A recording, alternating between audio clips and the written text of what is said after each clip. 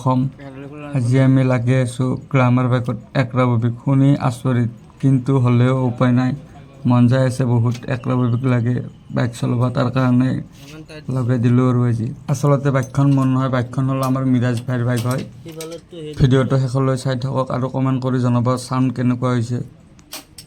আশা কৰিছোঁ আপোনালোকে কমেণ্ট কৰি জনাব চাউণ্ডটো কেনেকুৱা হৈছে। আৰু এই প্ৰথমবাৰ অসমত গ্লামাৰ বাইকত একৰাববিক কিজানি।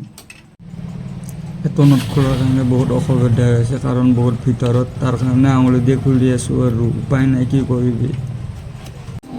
পিছফালৰ নটটোও খোলা হৈ গ'ল, চব খোলা হৈ গ'ল। এতিয়া অলপ পিছতে একৰাববিকডাল লাগে দিম আৰু। এই দেখিয়ে বহুত ফূৰ্তি লাগি আছে, কাৰণ একৰাববিক চাউণ্ড মজা হ'ব।